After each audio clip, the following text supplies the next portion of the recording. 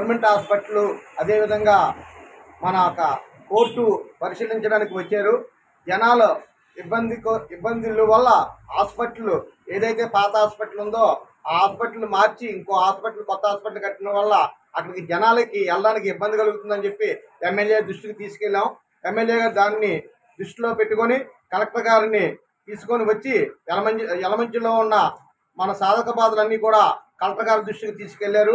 Hospital కొత్త hospital మరియు అదేవిధంగా పాత హాస్పిటల్ కూడా పరిశీలించి మనకి న్యాయం చేసేటట్టు ఎమ్మెల్యే గారిని కలెక్టర్ గారితో దృష్టికి తీసుకెళ్లారు. అదేవిధంగా ఎప్పటి నుంచో మన కోర్టు ఆవరణ బాగా సివిలిటీకి చేరుకుంది కాబట్టి దాన్ని కూడా కొత్తది నియమించుకోవడానికి మరి లాయర్స్ అందరూ కూడా పదే ఎమ్మెల్యే గారి దృష్టికి తీసుకెళ్లగా దాన్ని కూడా పరిశీలించారు, కలెక్టర్ గారి దృష్టికి తీసుకెళ్లారు. అదే కాకుండా యలమంచిలో మరి పెదపల్లిని రామనగర్ వెళ్ళే రోడ్డు కూడా ఫ్లైఓవర్ కోసం కూడా కలెక్టర్ గారి దృష్టికి తీసుకెళ్లారు.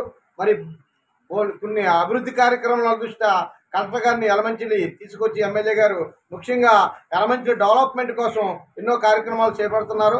ఈ మంచి కార్యక్రమాలు చేపట్టి ఎమ్మెల్యే మనకు దొరకడం అదృష్టంగా భావించి ప్రజలందరూ కూడా దీనికి హర్షం వ్యక్తం చేస్తున్నారు. మరిన్ని వీడియోస్ కోసం ఛానల్ ని సబ్స్క్రైబ్ చేయండి, లేటెస్ట్ అప్డేట్స్ కోసం వాట్సాప్ ఛానల్ ని ఫాలో చేయండి అండ్ లింక్ డిస్క్రిప్షన్ లో ఉంది.